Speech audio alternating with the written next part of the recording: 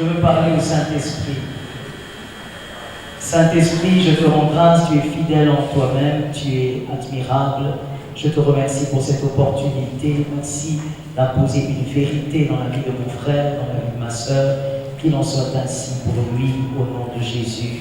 Amen. Amen. Sois abondamment béni. Amen. Je suis contente et heureuse d'être avec toi. Et c'est toujours une joie d'être avec les personnes qui ont été rachetées par le sang de l'Alliance. Je dis donc Dieu béni. Amen. Je disais tu es gravement béni. Okay.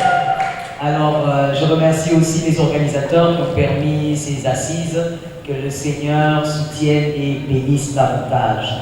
Il m'a été demandé de parler d'une thématique qui normalement devrait faire un sujet de tout un séminaire ou encore d'une conférence, même pendant 4 mois, mais on va essayer de comprimer ces choses pour que tu puisses recevoir ta portion du jour. Est-ce que quelqu'un peut m'aider? Dis à un voisin pour guérir son cœur, quand tu seras béni, moi je serai en train d'attendre. Est-ce que tu lui as dit? Ou tu as un cœur noir jusqu'au point de ne pas parler? Est-ce que tu peux dire à celui qui a un cœur noir là, quand tu seras béni, moi je serai en train d'attendre? Ok, d'accord. Ça va se passer un peu. Maintenant, dis à un autre, cette année, tu seras béni plus que moi. Ça tombe sur toi. Il y a quelqu'un qui a refusé. Je vous ai localisé là-bas au fond. Je vous ai déjà vu. Tu es incapable de bénir ton frère plus que toi. La bénédiction doit être double chez ton frère. C'est une manière de bénir ton cœur du noir. Est-ce que quelqu'un m'entend bien? Alors, allons-y rapidement. Il m'a été demandé de parler de ce qu'il faut savoir sur le choix du conjoint, sur le fiançailles. On va t'aider, mais tu es assez intelligent pour suivre ça. Commençons par le vœu. Quand pouvons-nous parler de vœu? Évidemment, on parle du mariage ici. Quand pouvons-nous parler du vœu? Proverbe 20-25. Proverbe 20-25, voici ce qui est écrit. C'est un piège pour l'homme que de prendre à la légère un engagement sacré. Que quelqu'un me dit sacré. Merci. Et de réfléchir qu'après avoir fait un vœu. Voici ce que la Bible dit. C'est un piège pour l'homme. Quand on parle de l'homme, on parle aussi de la femme. C'est un piège que de blaguer avec un vœu. Parce que le vœu, il est sacré. Lorsqu'on fait un vœu de mariage, il est sacré. Et je dis ceci, le vœu, ce n'est pas une demande en mariage. Quelqu'un me dit demande. Le vœu, ce n'est pas une demande. Tu peux faire une demande en mariage à 50 filles. Le vœu, c'est autre chose. Le vœu, c'est quand on décide et on promet. On dit à cette personne, toi et moi, je te promets une histoire, je te promets un achèvement. Il y a vœu lorsque vous promettez d'aboutir à quelque chose, à une autre âme. Et là, on ne blague pas. La Bible dit on ne blague pas avec. Pourquoi? Parce que c'est un piège pour vous. Lorsque vous vous mettez en alliance par le vœu, parce que c'est aussi une forme d'alliance, parce que l'alliance c'est simplement une entente. Lorsque vous vous mettez en alliance par une forme de vœu avec quelqu'un, vous avez lié votre vie à cette personne et cette personne est liée à vous. Voilà pourquoi aujourd'hui nous voyons qu'au milieu de vous, je suis contente parce que je suis au milieu des jeunes, au milieu de vous la jeunesse, il y a beaucoup de femmes, beaucoup des hommes qui ont des problèmes pour se marier et avoir un bon mariage. Parce que vous avez négligé ce que c'est un vœu. On ne promet pas à une personne que moi et toi c'est pour la vie, moi et toi c'est jusqu'au mariage, et puis tu blagues avec, tu oublies, tu vas faire ton histoire. Dis à quelqu'un, ça va te rattraper. On ne blague pas avec le vœu. La Bible dit c'est un piège, c'est-à-dire que tu vas ensemencer ton parcours de certains événements que tu pouvais éviter. Il y a des choses, mon frère, ma soeur, dans la vie qu'il ne faut pas chercher pour mettre dans son parcours. Il faut éviter d'amener le trouble dans son parcours.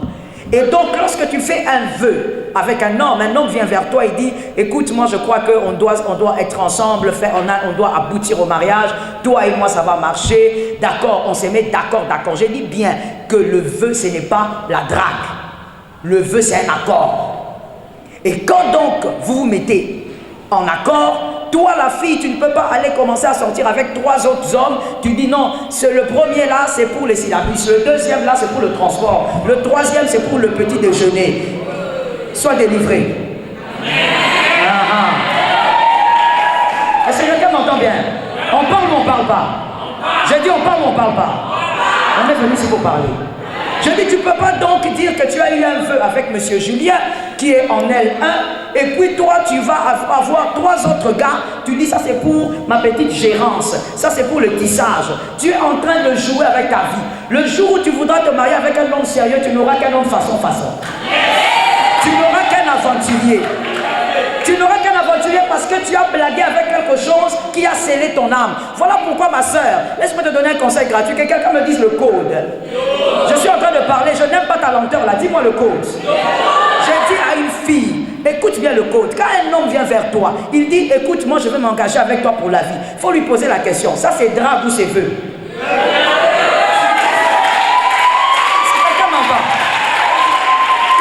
Quand il te dit non, c'est un vœu parce que moi je veux m'attacher à toi, tu es vraiment la fille que je veux, tu lui dis frère, il faut bien réfléchir. Parce que quand tu acceptes un vœu, tu t'es lié à quelqu'un. Même s'il voyage, tu t'es lié à quelqu'un. N'attire pas les combats que tu peux éviter dans la vie. N'attire pas les problèmes que tu peux éviter dans ton parcours. N'ensemence pas ton parcours des obstacles que tu pouvais éviter. Comment est-ce qu'on fait un vœu? Premièrement, le vœu se fait quand vous êtes conscient du choix que vous avez fait. Là maintenant d'abord je commence chez les hommes. Parce que c'est vous qui commencez. Normalement ce sont les hommes qui doivent commencer. Quand la femme commence c'est un peu façon. Tu prends trop de risques hein, mademoiselle. Est-ce que je peux ouvrir une parenthèse? Si je ne termine pas mon cher ami, on va voir ça plus tard. Hein? C'est pas un problème. Parce que je risque de ne pas finir. Je disais ceci. J'ouvre une parenthèse. Mademoiselle, l'émancipation oui. La féminité, oui. Tout ce que vous voulez qui accompagne. Mais tu prends un risque quand tu vas draguer un mec. S'il te dit non, tu vas lever tes talons pour te déplacer. Ou tu vas le draguer par WhatsApp. Et même là encore, imagine-toi, tu le dragues, il refuse, il te bloque. Que quelqu'un me dise quelle douleur. Mais tu vois, les hommes sont habitués au plaquage. Même quand on les plaque, ils sont habitués. Donc un homme peut aller draguer une fille, même si on dit non, il porte ça sur lui et il continue sa journée. Je commence par les hommes parce qu'ils ont été créés en premier et c'est l'homme qui dit voici cette fois-ci. Alors, quand tu fais le vœu, tu dois être conscient du choix que tu fais. Tu dois être conscient que ce que tu fais comme choix là, monsieur, la fille que tu veux aller voir, c'est pour toute la vie. As-tu bien regardé? Est-ce que la personne correspond à ta destinée? Tu dois savoir qui tu es, monsieur. Tu dois choisir par rapport à là où tu vas. Est-ce que quelqu'un m'entend bien? Quand on veut quitter Kinshasa pour New York, on ne va pas prendre un hélicoptère. Prends un hélicoptère pour quitter Kinshasa, Brazzaville. Quand tu veux quitter Kinshasa, New York, tu dois prendre un grand avion. Donc on prend les transports en fonction de là où on va. Monsieur, quand tu veux choisir une femme, tu dois savoir, tu es appelé à quoi? Est-ce qu'elle correspond à ta destinée? Est-ce qu'elle correspond à là où tu vas? Je parle d'abord des hommes. Tu dois bien faire ton choix. Mademoiselle, en même temps, par ricochet, on parle aussi de la femme. Quand l'homme vient vers toi, est-ce qu'il correspond à ta destinée? On ne fait pas le vœu n'importe comment. Le premier choix ou la première décision qu'on prend par rapport à un vœu, il faut regarder. Est-ce que nous allons au même endroit? Deuxièmement, est-ce que la personne...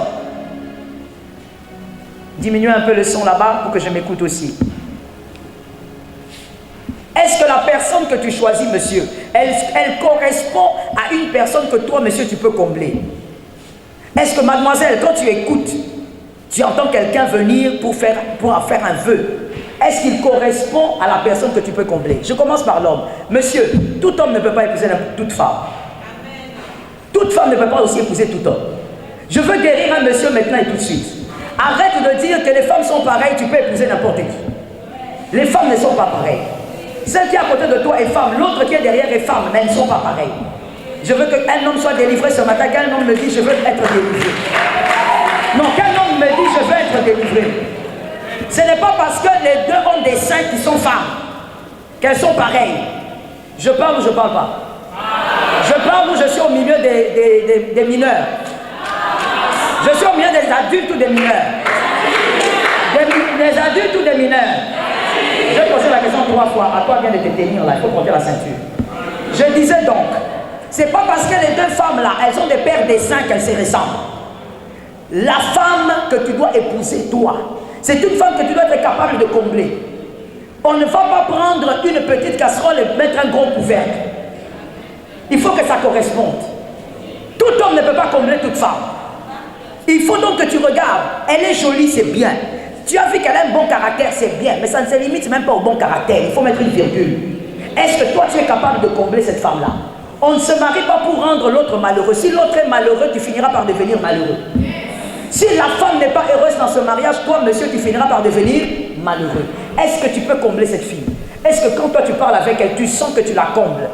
Est-ce que tu es capable d'amuser cette fille? Elle se sent bien avec toi ou elle a l'impression que tu es un petit couvercle? Elle, c'est une grosse casserole. Mademoiselle, l'homme qui vient vers toi, qui veut faire le vœu, est-ce que tu peux, toi tu veux dire oui, mais est-ce que tu peux combler cet homme-là? Est-ce que tu es sûr que tu vas y arriver? Pour avoir un Obama, il faut avoir une Michelle. Hein? Il ne faut pas avoir n'importe qui. Il ne faut pas être une fille là, façon, tu aimes les novellas ce matin, soir, et puis tu viens là, tu vas épouser Obama. Tu vas l'amener nulle part. Tu dois avoir une certaine carrure. Tu dois être capable de combler cet homme-là. On n'accepte pas un homme seulement parce qu'il est beau. Est-ce que tu es capable de le combler? C'est comme ça qu'aujourd'hui, vous voyez dans beaucoup de mariages. Je dis, je suis content parce que je suis devant des jeunes qui, demain, vous avez encore le temps de faire le choix. Que Dieu t'aide à faire le bon choix. Aujourd'hui, pourquoi nous avons beaucoup de mariages d'hommes? Je parle de mariage chrétien. En restant dans le cadre du christianisme. Nous avons beaucoup de couples ici à Kinshasa, chrétiens, des jeunes gens comme vous. Mais au milieu d'eux, il y a beaucoup d'adultères. Pourquoi? Des adultères bien cachés. On ne le dit pas. Vous les voyez seulement à l'église, vous les acclamez, vous les enviez, vous dites, moi mon couple sera comme tel, mon couple sera comme tel qui est sur Facebook. Mais vous ne savez pas comment ces hommes-là vivent. Pourquoi? Il y a d'adultère en cachette. Parce que mademoiselle, tu es allée épouser un homme que tu ne peux pas combler. Tout homme ne peut pas être comblé par toute femme. Il faut bien regarder. Est-ce que tu peux combler? Est-ce que tu peux le rendre heureux? Est-ce que tu en as la carrure? J'ouvre une parenthèse bizarre, que quelqu'un me dise bizarre. Il y a certains hommes intelligents, comme ceux que je vois ici, qui aiment bien les informations, les actualités. Il est comblé lorsqu'il a une femme intelligente qui aime ces choses-là. Toi, tu n'aimes que novelas. Tu vas aller épouser cet homme-là. Parce qu'il est beau, ou parce qu'il est venu te draguer. Ce n'est pas parce qu'un homme est venu vers toi que tu dois accepter d'être malheureuse. Que l'Éternel nous aide. Et donc le choix doit être conscient avant de faire le vœu. La deuxième chose, quand on veut faire un vœu, je suis au niveau des vœux. Le vœu s'est fait quand vous êtes dans la préparation d'un mariage. Le vœu. Tu ne vas pas faire un vœu à une fille, toi tu es en G1. Tu comptes finir aussi ta licence, tu viens faire le vœu. Mon frère, tu veux quoi? Pourquoi tu veux qu'on se batte? Pourquoi? Non, moi je veux déjà pointer la fille. Mon frère, tu n'as pas besoin de pointer. Ce ne sont pas les questionnaires d'examen. Toi tu es en G1, tu cherches quoi? On fait le vœu lorsque tu es proche du temps de mariage. Pourquoi? Parce que faire le vœu très tôt va forcément vous amener dans le péché. Comment tu vas faire pour faire avec une fille 3, 4 ans, 5 ans? Vous vous regardez seulement comme ça. Ah, comme toi-même tu as dit, hey, c'est quoi même? C'est comment? Il y a un problème. Il y a même des filles aujourd'hui tellement bizarres. Oh, le monde d'aujourd'hui. Des filles capables de dire, ah non, c'est quoi? Tu ne fonctionnes pas? J'ai menti ou je n'ai pas menti? La fille va te regarder et dire, c'est quoi avec toi? Tu as un problème. Il y a un problème de fonctionnement chez toi. Parce que tu fais 3-4 ans, tu touches pas la vie, tu dis au moins la sainteté. Mon frère, ce n'est pas comme ça les choses. Il faut attendre que le temps avance. Il y a quelqu'un qui me dit, maman, mais si elle se marie, si elle part, ce qui est à toi est à toi. Ah, c'est toi qui as pris là, tu prends ça. Ce qui t'appartient est à toi. Rebecca n'appartient qu'à Isaac. Vous savez, moi, le mari que j'ai aujourd'hui, je l'ai connu quand j'étais au lycée, aux humanités. C'est là que je l'ai connu. C'est-à-dire, on se voyait, moi j'étais dans une classe et lui il était dans 3 classes plus haut. Et c'était lui le président des élèves à l'école. Et donc on se voyait au rassemblement, ben voilà, c'est lui le président. Et comme c'était un grand frimeur à l'époque, donc j'ai refusé même de l'approcher parce que moi-même aussi j'étais une grande frimeuse, donc chacun dans son coin. Mais il n'y avait pas que ça, il y avait le fait aussi que, bon, écoutez, il n'y avait pas raison pour de s'approcher. C'était le président de l'école, il était bien sur ses hauts chevaux, et puis il avait sa copine. Et chacun savait que voilà, la première dame de l'école, c'est celle-là. La copine du président. Et je vais vous raconter une anecdote, c'est que un jour, il devait venir voir un ami à lui qui habitait mon quartier, et il savait que moi j'habitais le même quartier, et donc il avait besoin de l'adresse. C'était pas comme aujourd'hui avec les téléphones et tout ça, il n'y avait pas ces téléphones-là. Et donc il s'est dit, bon, il va venir chez nous pour prendre l'adresse. Et il arrive chez nous, il me trouve mon grand frère, furieux de voir un monsieur, un gaillard venir chercher sa petite soeur. Il lui dit, messieurs, sortez d'ici. Ici, on ne vient pas chercher les filles. Il dit, je ne suis pas venu chercher une fille, je suis venu chercher une adresse. Il sortait. Il est sorti. Et à l'école, donc, ça commençait à se raconter. Comme tu vois, quand toi tu as une histoire le matin, là, comment tu distilles là. Ça commençait à se raconter à l'école. Ah, maintenant, le président était venu chercher, il était allé chercher. Et finalement, pour taire la rumeur, oh, le président a trouvé une astuce. Il s'est mis dans sa classe à la récréation et il m'a fait appeler. Comme c'est le président, quand il appelle quelqu'un, on part. Alors, on me dit, écoute, on t'appelle là-bas par le président, je crois à l'époque, c'était quoi, en 6e, dans 6e qu'il était. Et puis je vais là-bas avec une copine, et arrivé devant la classe, oh, je vois, mais tout un parlement. Il y avait des gens derrière lui, ses amis, je ne sais pas si c'était des gardes du corps de l'époque. Et lui, il était assis, et puis sa copine était assise sur ses cuisses. Stratège. Et puis il me regarde, il dit, viens ici. Et moi je suis là comme ça, je m'approche, le président m'a appelé. Et puis il me dit, écoute, j'étais venu chez toi, il y a des choses qui se racontent à l'école, moi j'aimerais clarifier les choses. Moi j'ai ma copine, tu as vu ma copine? Je dis oui, j'ai vu ta copine. Et la copine, elle était là. En train de prendre du bon vent sur les cuisses du président. Et puis il me dit, écoute, moi je ne peux pas venir, moi je ne peux pas te draguer, moi j'ai ma copine. Donc il faut que les choses soient claires. Alors je ne veux plus ce genre de rumeurs ici. Alors je regarde, je dis, ok. Et je sors. Et moi j'ai quitté l'école après quelques années, parce que bon, à cause de certaines raisons, j'ai quitté l'école, j'ai voyagé, je suis revenu. Et c'est 6 ans après que je le revois, que je le rencontre. Et j'étais sorti, j'étais allé quelque part, et il me fait appel. Je n'entendais pas parce que j'avais des écouteurs, et puis brusquement je m'arrête, on me dit, oh, il y a tel qui t'appelle. Quand je regarde, je dis, oh, c'est le fameux président de l'époque. 6 ans après. Et c'est mon mari d'aujourd'hui. Et on a 3 enfants. S'il y a quelque chose que Dieu a réservé pour toi, parce que Dieu, des fois vous savez le problème avec vous c'est quoi? Vous croyez que Dieu c'est votre père biologique. Dieu c'est pas comme votre papa biologique. C'est pas comme votre mère biologique. Vos parents commettent des erreurs, ils en commettront encore demain. Dieu ne commet pas d'erreur. Si cette fille-là est vraiment ta bénédiction, Dieu va veiller sur ça. Si ces garçons-là, c'est vraiment Louis, c'est le numéro là, qui doit être là pour que vous puissiez accomplir la mission de Dieu sur terre, Dieu va veiller que cet homme-là soit là. Même s'il voyage, c'est ton numéro, Dieu va s'organiser. Est-ce que quelqu'un m'entend bien? Alors évitez de dire non, je dois d'abord pointer parce qu'elle peut disparaître. Elle ne va pas disparaître. L'Éternel va veiller sur ça. Vous devez savoir que lorsque les temps du vœu est trop long, comme je le disais, il y a le péché, il y a la sexualité. Il ne faut pas croire que la sexualité rapproche les gens. Écoutez, la sexualité solidifie une relation quand la sexualité est faite dans un cadre légal, c'est-à-dire dans le mariage, selon la parole de Dieu. Là, ça solidifie le couple. Là, ça solidifie les conjoints. Ça les unit davantage. Mais quand c'est illégal, c'est le démon qui manipule cette sexualité-là. Retiens pour la vie, mon frère, que tu l'acceptes ou pas, c'est comme ça. Écoute bien, la sexualité que tu pratiques en dehors du mariage, mademoiselle, tu dis, c'est mon fiancé, il m'a promis. Cette sexualité-là ne va faire que grandir un appétit sexuel malsain. C'est comme ça que tu verras le fiancé ou le monsieur qui t'a fait le vœu là. Vous êtes ensemble, en accord, mais comme vous couchez ensemble, tu vas apprendre demain qu'il commence à sortir avec une autre fille. Parce que le péché ouvre les yeux. Le péché va créer un appétit accru pour cette affaire-là. Le péché crée l'appétit. Il ne regardait pas la porno, il va commencer à regarder. Il ne se masturbait pas, il va se masturber, mademoiselle, parce que toi, tu n'es pas très sage. Tu n'as pas été très intelligente. Tu penses que quand on couche avec un homme, on le garde. Tu as commis une erreur. Il va ouvrir les yeux aussi vers d'autres poitrines.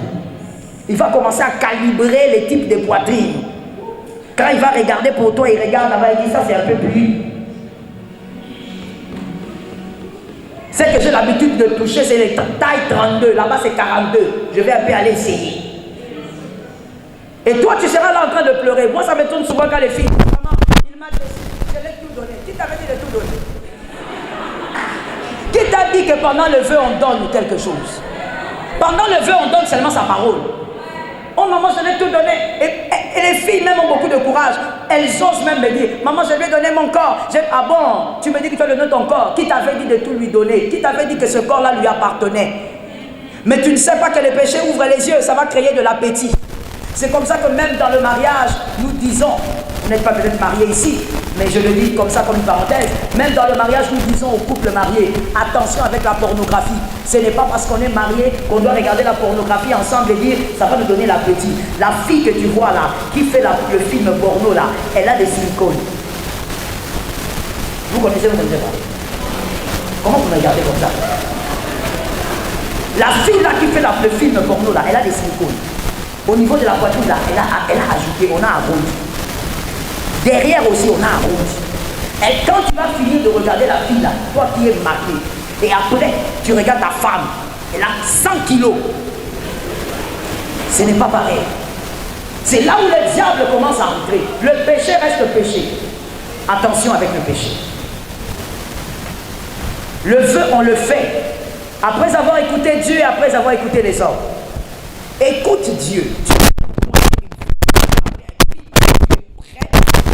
Tu es en voie de préparation. Tu sais que ça ne va pas faire plus de 2 ans, ce moment de préparation. Parle à Dieu. Ne sois pas pressé d'aller parler à la fille. Tu sais, je veux te dire, parle d'abord à Dieu. Ça peut ne pas être elle. Et aujourd'hui, nous avons des filles et des hommes sorciers qui se promènent partout. Ne va pas t'attacher à une sorcière. Dernièrement, j'étais en train de parler à l'un de mes fils spirituels qui était venu vers nous en nous disant, maman, voilà la fille que j'ai choisie et tout ça. J'ai dit, ok, on va entrer en prière. Quand je suis entré en prière, quand je suis sorti là, je lui ai dit, ce que tu vas amener là, elle va te manger. Elle a le rouge à lèvres, elle a les tissages, elle a une jolie jupe, mais elle est sorcière, bien même. Et très consciente de sa sorcellerie, elle sort, elle revient. Écoutez d'abord Dieu. On fait un vœu à un homme, à une femme pour toute la vie. On ne blague pas avec le mariage, n'est pas un jeu. On fait un vœu, on écoute d'abord Dieu. Qu'est-ce que le créateur de cet homme, de cette femme a dit? Les jeunes gens d'aujourd'hui, vous prenez trop l'aspect spirituel à la légère. Vous croyez qu'il suffit d'aimer. Vous croyez qu'il suffit de dire « je suis tombée amoureuse ». Vous croyez qu'il suffit de dire « c'est un coup de foudre ». Tu seras foudroyé. Gravement même. Tu as déjà vu des hommes qui sont mariés, qui sont dépassés dans leur mariage.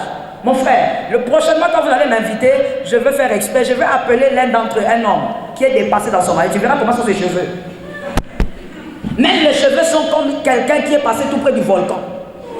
Il est dépassé, il peut porter une chaussette rouge, l'autre bleue. Quelqu'un qui est dépassé dans le mariage, mon frère, on ne joue pas avec le mariage. Il ne suffit pas de regarder le maquillage de la fille, c'est au-delà de toutes ces choses. Tu dois écouter Dieu, va en prière, va en retraite, demande à Dieu, est-ce que c'est lui? Est-ce que je suis en train de m'aventurer? Est-ce qu'il va aussi me gaspiller du temps? Mon frère, il ne faut pas gaspiller le temps. Je peux parler? Est-ce que je pose la question, je peux parler? Il faut bien aussi lire la parole de Dieu et arrêter de dire certaines choses qui peuvent vous égarer. Non, il n'y a pas de retard dans la vie. Il faut faire attention, mon frère. Chaque chose a son temps. Jésus a commencé le ministère à 30 ans. David a été roi à 30 ans. Joseph a été ministre à 30 ans. Il y a un mystère attaché aux chiffres. Il y a un mystère attaché aux âges de la vie. À 25 ans, il y a des choses qu'il faut faire. À 30 ans, il y a des événements qu'il ne faut pas rater. Si tu les rates, tu resteras berger derrière les brebis. Il ne faut pas dire non, non, non, il n'y a pas de retard dans la vie. Attention. Il y a des âges qui parlent. À 40 ans, il y a des choses qu'un homme doit faire. Tu ne dois pas rater ça. Mais si toi tu es derrière une fille qui te perd le temps, c'est une fille qui est habituée à sortir avec beaucoup d'hommes, va consulter Dieu. Dieu ne te dira pas elle. Elle est belle, mais elle te perd le temps. Va. Après avoir consulté Dieu, consulte les hommes. Les hommes qui te connaissent. Et les hommes qui connaissent le mariage. Qui a entendu? Je demandais qui a entendu. Consulte les hommes qui te connaissent toi et qui connaissent le mariage. Ne va pas consulter ta copine. Ta copine là, vous êtes dans la même situation, dans la galère du mariage. Oh non, ma copine, tu penses quoi de cet homme là? Qu'est-ce qu'elle va te dire? Elle-même aussi se cherche. Qu'une fille localise une autre fille, dise on se cherche. Oh, c'est quoi? Dis à une autre fille on se cherche. On se cherche ici. Hein? Tu vas aller demander à ton ami qui est comme toi, vous avez pratiquement le même âge. Tu lui demandes, qu'est-ce que tu penses un peu de cette fille-là? Je vais l'épouser. Tu es aventurière. Non, tu es aventurier, mon frère. Demande les conseils aux hommes qui connaissent le mariage. Qui connaissent aussi, qui te connaissent toi. Ils savent qui tu es. Les semblants que tu fais devant la fille là, quand tu bois le coca là, tu bois le coca seulement avec 2 doigts. Lui, il sait comment tu manges le foufou. Consulte ces personnes-là. Dis à ces personnes-là, écoutez, vous me connaissez, mais regardez, j'ai pointé un peu la fille là. Demain, je vais l'amener un peu à la maison, comme une amie, et tu vas un peu observer. Des gens qui sont mariés, qui savent c'est quoi le mariage, qui ont fait plus de 6 ans dans le mariage. Et tu as besoin de leur sagesse. On ne réussit pas dans le mariage seulement parce que Dieu a parlé, mais on réussit aussi par la sagesse des hommes. Dieu peut te choisir un homme, mais la sagesse te dit, c'est lui, mais attends. Vrai ou faux? Le jour où David a tué Goliath, est-ce qu'il est monté au trône le même jour? Dieu peut te dire c'est elle, mais attends un peu. Dieu peut te dire c'est elle, mais regarde comment tu vas fonctionner par la sagesse. Consulte les hommes avant de faire le vœu. Que l'Éternel nous aide. Amen.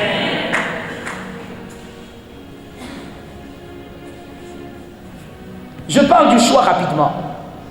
Le choix du mariage. J'ai déjà parlé des éléments qui doivent être dans le kit du choix. Le choix du conjoint.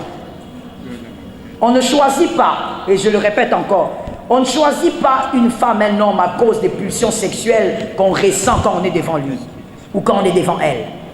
Non. On ne choisit pas par pulsion. Parce que tu es tellement excité quand tu es devant ces garçons-là, tu dis, c'est lui l'homme de ma vie. Il y a différence entre excitation et réflexion. On choisit par réflexion, on ne choisit pas par excitation. J'ai besoin des amens. Amen. Tu fais semblant comme si ce que j'ai dit là, toi tu ne connais pas. Alors que toi, moi je dis à 4, toi tu connais même 10. On ne choisit pas parce que les jeunes gens, vous êtes dans ça. Non, quand je vois cette fille-là, je fonds. Quand je vois, mon frère, tu fonds, tu vas disparaître. Tu as déjà vu le beurre qu'on met dans une poêle au feu? Ça disparaît. Non, quand je la vois, il y a des sens qui se réveillent en moi. Oui, oui. Quand tu seras marié, il y a d'autres sens qui vont se réveiller en toi. Ça sera les sens samsoniques. Tu vas commencer à bastonner. Pourquoi? Parce que tu n'as pas choisi avec réflexion. Tu as choisi par excitation. Non. Non, quand on est... Voilà aussi le problème du péché. Non, comme on est fiancé là, même pas fiancé, copain. Écoutez, entre nous soit dit, hein, le copinage est un péché. Accepte pas. La vérité ne change pas parce que tu la refuses. Laisse-moi dire quelque chose pour un homme intelligent. La vérité ne change pas parce que tu la refuses. Au contraire, une vérité que tu refuses te rend ignorant et te rend insensé. La vérité demeure. C'est pas parce que tu résistes à la vérité que la vérité n'est pas vérité. Le copinage est un péché. Qu'est-ce que vous allez faire dans le copinage? À part vous toucher, vous tripoter, vous tourner recto verso. Qu'est-ce que vous allez vous faire là-dedans? C'est tout ce qu'il y a là-dedans. Je rentre à ce que je disais. Et maintenant, quand vous êtes dans une relation pareille, tu vas dire, toi, mademoiselle, non, tu sais, un homme ne m'a jamais embrassé comme ça. Quand il m'embrasse, je monte dans le 5e ciel. Ah bon?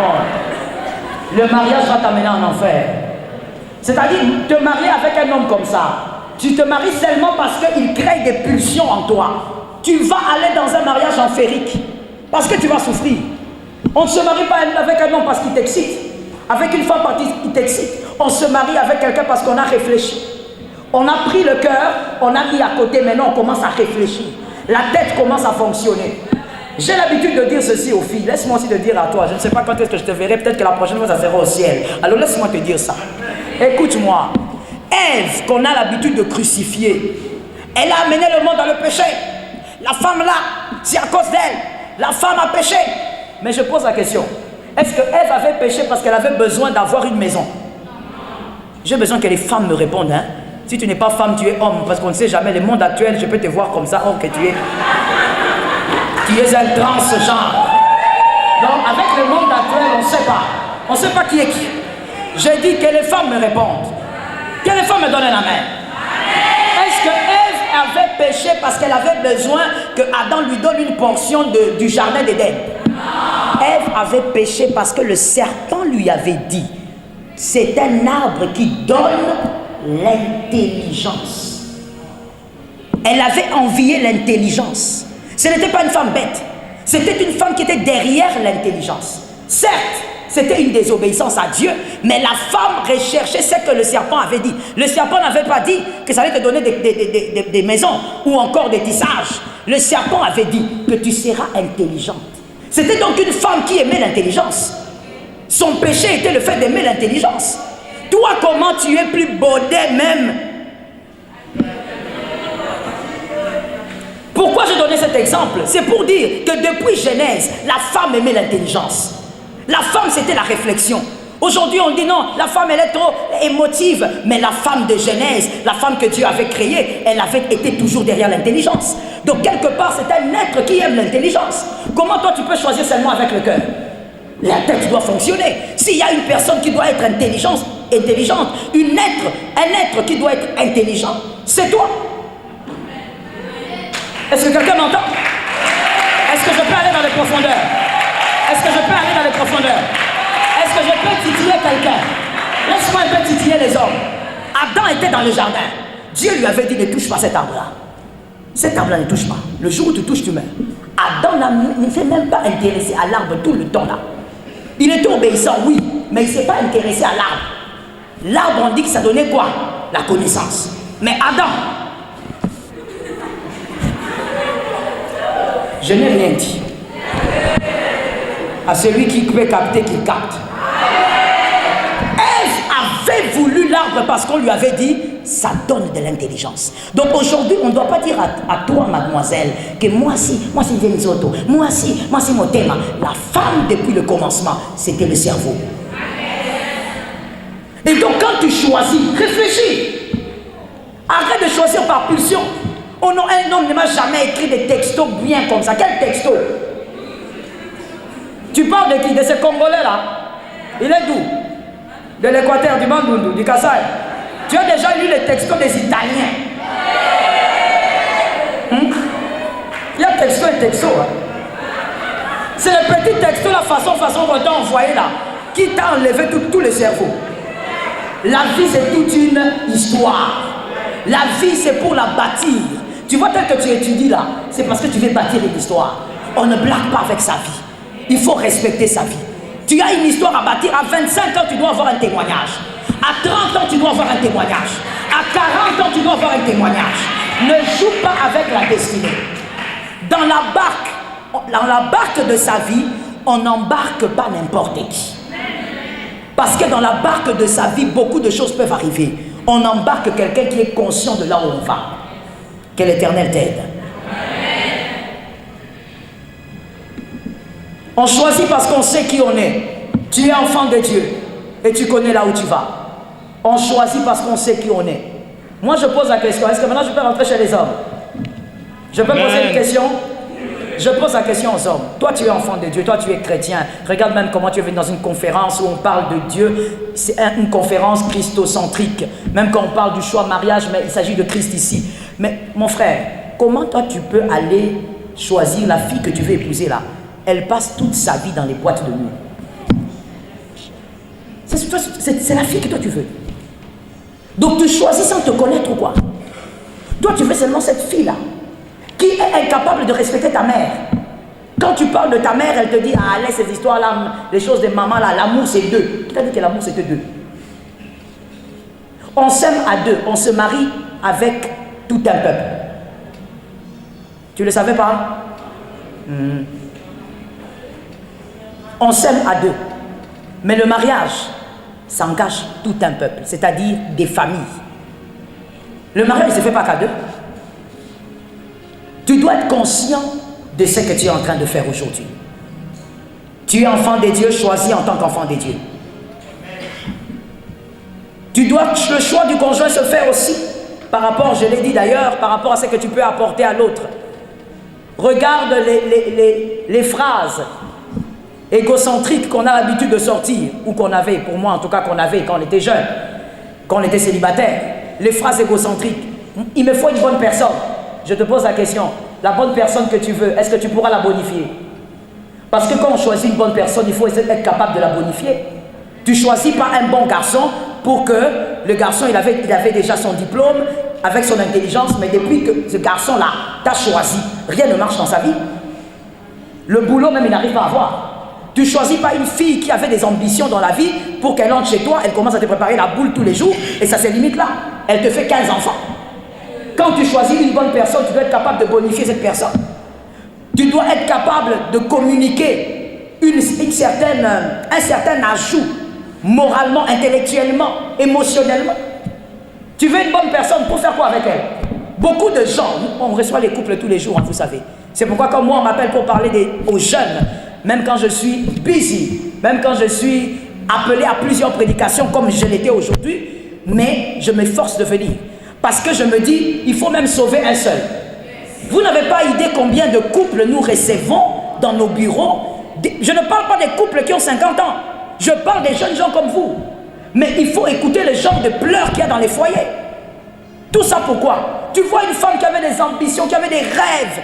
L'homme aussi, ils ont pratiquement étudié dans la même université comme toi là. Ils finissent ensemble, ils ont des rêves, voilà, tout ça. Mais quand ils se marient, l'homme commence à brimer cette femme à un niveau où tout ce qu'elle avait se résume à la casserole. Même sa famille commence à se plaindre. Nous, on n'a pas payé les études à notre enfant pour qu'elle finisse comme ça. On trouve une bonne personne pour la bonifier. Sois capable de bonifier la personne que tu vas trouver. Rends-la meilleure. Le mariage doit amplifier tout ce qu'il y a de bon chez vous. Le mariage ne doit pas vous faire disparaître. Depuis que tu es marié, tu n'es plus rien, tu n'es plus personne. Tu ne ressembles plus à rien. Le mariage doit amplifier tout ce qui est en toi. Est-ce qu'on a capté?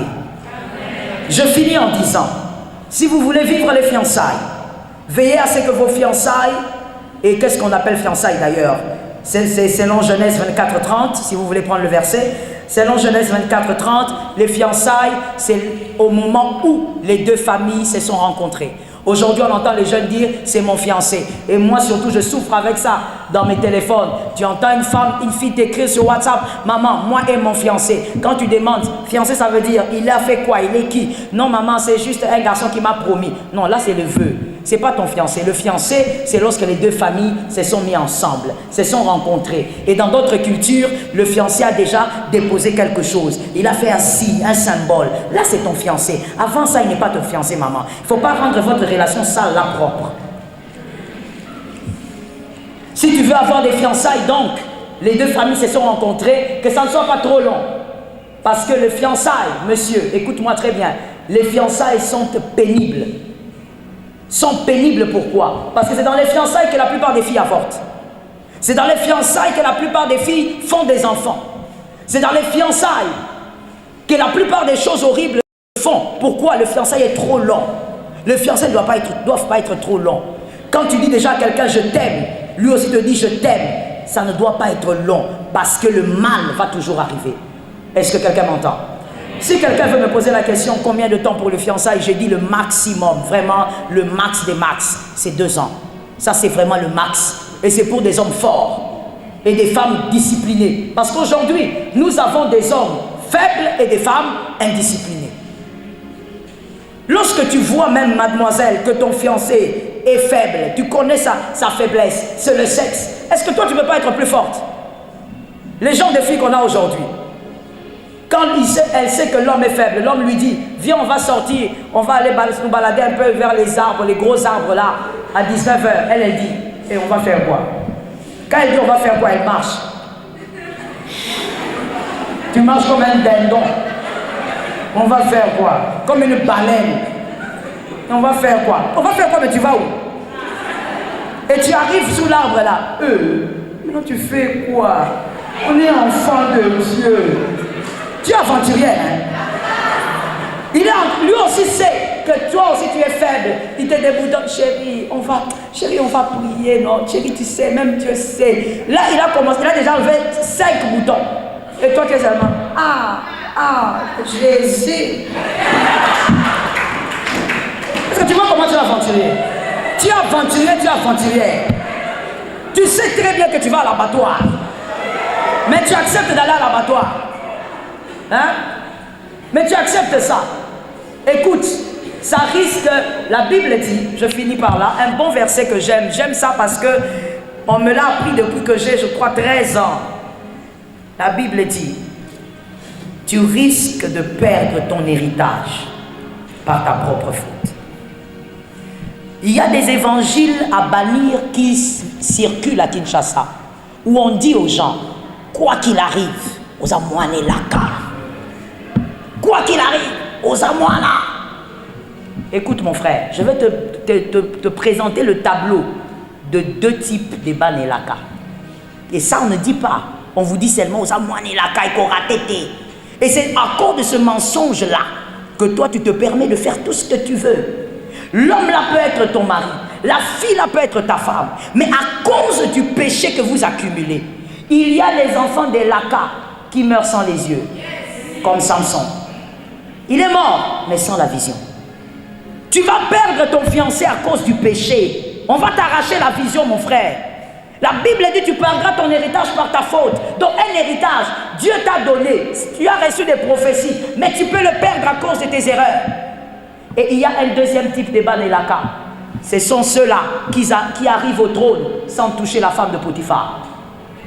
Il n'y a pas d'enfant de Laka sans interdit. Tout enfant de Laka a des interdits. Est-ce que quelqu'un m'a entendu? Tout enfant de Laka a des interdits. Même Samuel avait des interdits. Tu ne peux pas dire au nom des promesses que tu as eues dans la vie que quoi que je fasse et qu'au Simba, mon frère, on est là. Tu verras comment tes Elaka vont s'effriter. C'est là où nous écoutons beaucoup d'enfants de Dieu dire, le prophète m'avait menti. Il m'avait dit, Ane Oyo. Quand il t'a dit, Ane Oyo Kobala, qu'est-ce que toi tu as fait pendant l'année? N'est-ce pas que tu étais en train de coucher avec ces garçons là-bas? N'est-ce pas que tu étais en train de te faire tripoter avec ces garçons là-bas? Comment tu accuses le prophète alors que tu n'as pas respecté les interdits de la promesse? Que Jésus vous bénisse.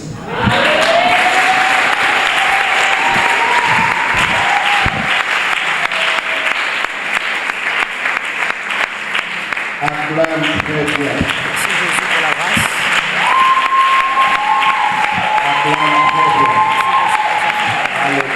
Nous vous avons suivi dans cette conférence et nous sommes à la fin. Quelles sont vos impressions par rapport à ce qui vient de se dérouler? Je dis gloire à Dieu, que Jésus-Christ soit glorifié et surtout que ce genre d'assises soit organisé régulièrement pour les jeunes. Parce que la jeunesse, il est bien beau de dire que c'est l'avenir de demain, mais ce n'est pas n'importe quelle jeunesse qui est l'avenir de demain. C'est une jeunesse préparée, c'est une jeunesse aiguisée, c'est une jeunesse formée. Donc il faudrait bien former notre jeunesse, surtout notre jeunesse congolaise, parce qu'on compte sur elle. On dit que le mariage n'est pas un jeu, n'est pas une blague, il faut être sérieux quand on veut choisir, il faut être mature quand on veut choisir, il faut être conscient de ce qu'on veut, et ce qu'on veut dépend de là où on va.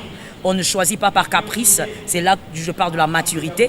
On choisit un conjoint parce qu'on sait où on va, on sait qui on est enfant de Dieu, on a une destinée et on choisit quelqu'un qui sera capable d'amplifier cette destinée. Et donc, on choisit par maturité, on choisit par conscience et non par caprice.